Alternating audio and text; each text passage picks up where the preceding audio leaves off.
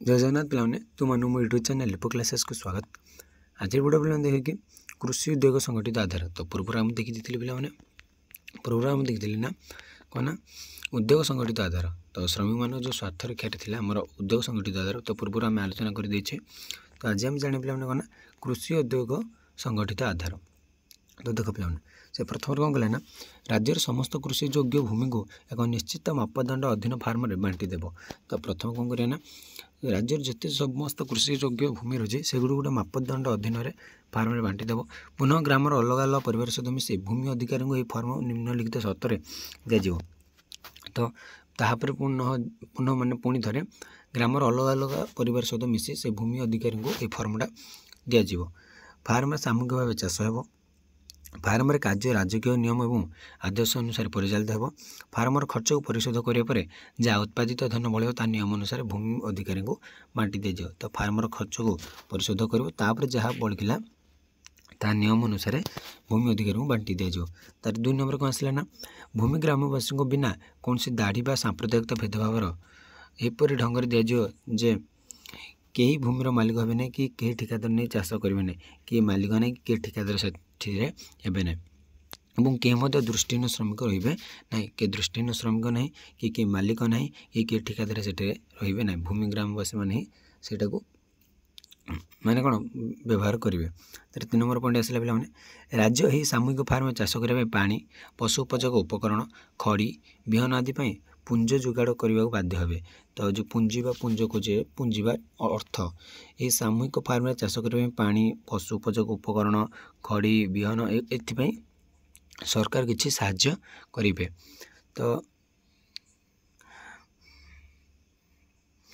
राज्य फार्मर उत्पादक खर्च निम्न उद्गिरण असूल कर अधिकार है। जमी भूमि कर नियम पुंजीगत नीतिर मूल्यांकन कर जो भूमि अधिकारी नियम अवहेला कर अथवा जे राज्य द्वारा चाषबासर साधन को सर्वोत्तम प्रयोग कर जाशुणी उपेक्षा कर अथवा जे सामूहिक चाषबास योजना क्षति पहुँचाब दंड परिचालित करें। जे किसी भूल काम कला दंड विधान व्यवस्था रही। राज्य समाजवाद कौन बाबा साहेब आम्बेडकर राज्य समाजवाद योजनार स्पष्टीकरण एपरी करिसेंति उपरोक्त योजन राज्यर प्रभुत्व सामूहिक ढंग से चाषबास सहित कृषि और औद्योगिक क्षेत्र में संशोधित रूप में राज्य समाजवाद प्रस्तावना कर। तो बाबा साहेब आम्बेडकर राज्य समाजवाद योजनार स्पष्टीकरणटा एमती एपरी करिसेंति उपरोक्त योजन जहाँ जहाँ योजना गुड़ कहला से योजन राज्यर प्रभुत्व सामूहिक ढंग से चाष सहित कृषि एवं औद्योगिक क्षेत्र में संशोधित रूप में राज्य समाजवाद प्रस्तावना कर योजना कृषि और उद्योग दुईटे पुंजी खटाइबा दायित्व राज्य उपर न्यस्त कर। तो ये योजना कृषि और उद्योग दुईटे पुंजी खटाइबा दायित्वटा राज्य सरकार न्यस्त कर राज्य उपर न्यस्त कर। राज्य द्वारा पुंजी लगाइबा बिना भूमि नुहे के उद्योग नुहे कहीं बृहत्तर उत्पादन नहीं पारे। राज्य द्वारा पुंजी लगाया बिना भूमि नुहे कि उद्योग नुहे कहीं बृहत्तर उत्पादन नहीं पारे ना।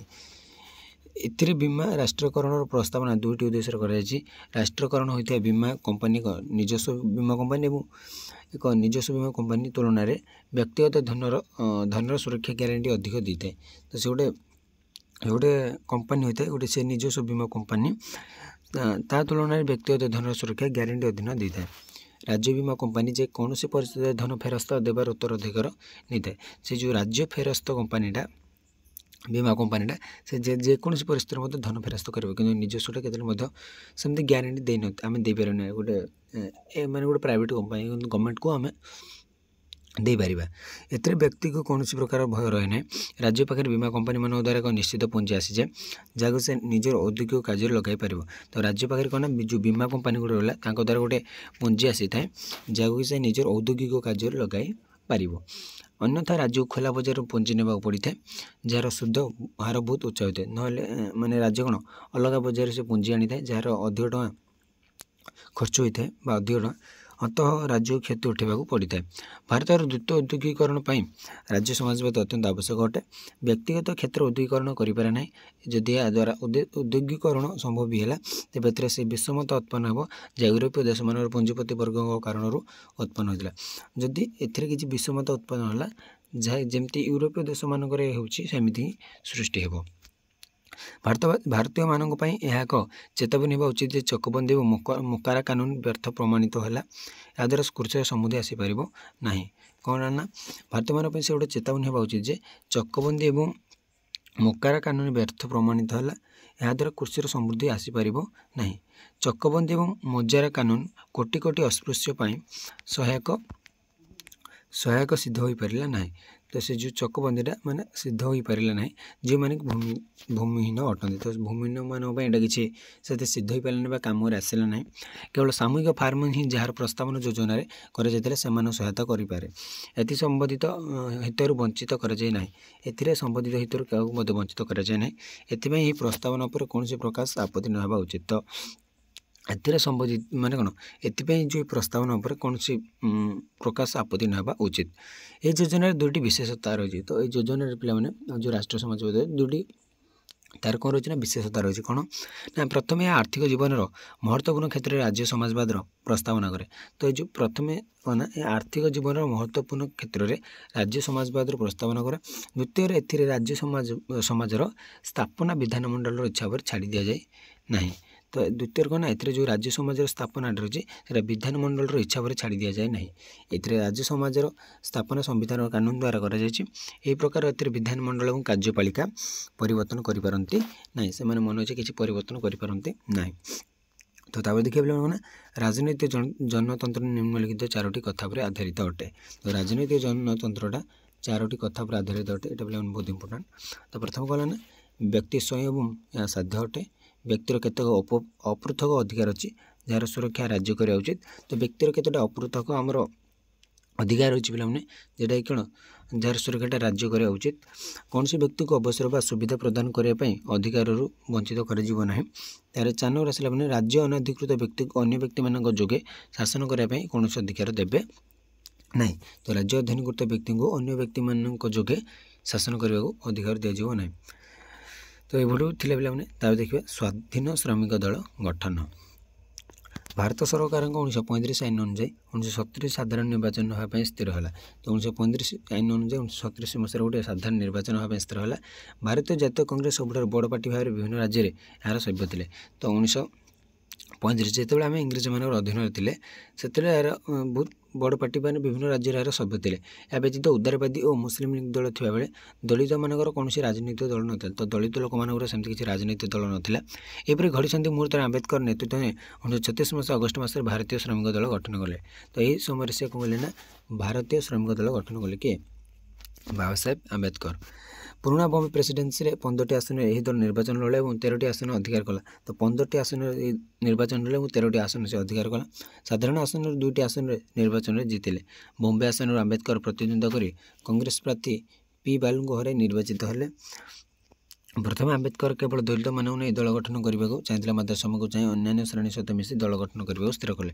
ତ ସେ କେବଳ ଦଳିତମାନଙ୍କୁ ନେଇ ଦଳ ଗଠନ କରିବାର ଚାହିଁଥିଲେ କିନ୍ତୁ ପରେ ପରେ ଅନ୍ୟ ଶ୍ରେଣୀର ଲୋକମାନେ ମଧ୍ୟ ଆସି ଦଳ ଗଠନ କରିବାକୁ ସ୍ଥିର କଲେ। ଏହି ଦଳର ନାମ ଶ୍ରମିକ ରଖିବାର ଉଦ୍ଦେଶ୍ୟ ହେଲା ଯେ ଏହାର କାର୍ଯ୍ୟକ୍ରମ ଗୁଡ଼ିକ ଶ୍ରମିକ ଶ୍ରେଣୀର ମଙ୍ଗଳ ପାଇଁ ଉଦ୍ଦିଷ୍ଟ ଥିଲା।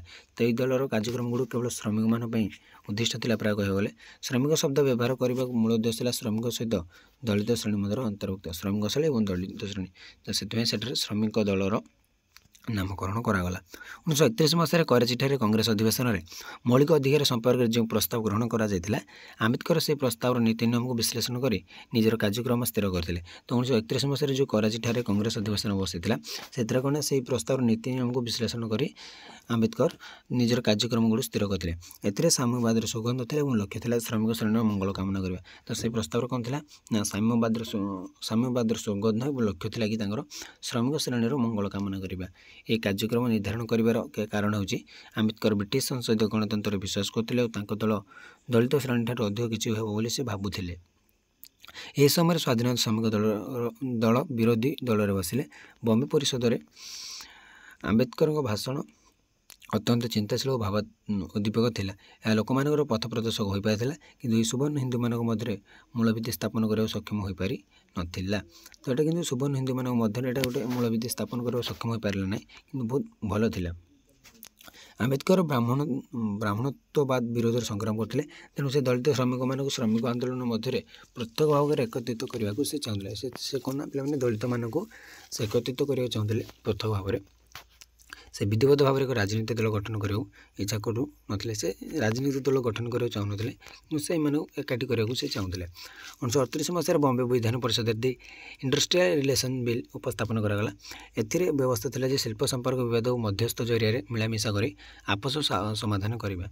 तो एथिरे कौन थिला ना शिल्प संपर्क विवाद मध्यस्थ जरिया मिलामिशा कर गोटे समाधान करवा। एथिरे थिबा धर्मघट संपर्क आवेदन को मत है धर्मघट हूँ स्वाधीनतार अन्य एक रूप और शिल्प विवाद बिल श्रमिक मान दासत्व आड़ को टाणी नब। तो शिल्प विवाद बिल्ला कौन श्रमिक मान गोटे दासत्व भाई सी टाणी नब। से बिल को the workers civil liberties suspense act बोली वर्णना करते से बिल को बैड ब्लडी और ब्रुटाल बोली आख्या देले। से बिल को कौन बैड ब्लडी और ब्रुटाल बोली से कहते समस्त विरोधी दल मैंने यहाँ विरोध कले। तो विरोधी दल मैंने जिते सब विरोधी दल थे से मैंने ये बिल को सब विरोध कले। ये बिल सब विपक्ष में समर्थन हासिल करने 1938 मसीहा नवेम्बर मास 7 तारिख दिन 60 गोटी ट्रेड यूनियन मिलित भाव डाकर हाते कांग्रेस और सोशलिस्ट मैंने धर्मघट को समर्थन देले ना कारण से भाविले जे धर्मघट माध्यम आंबेडकर निज दल को सुदृढ़ करने को चाहते।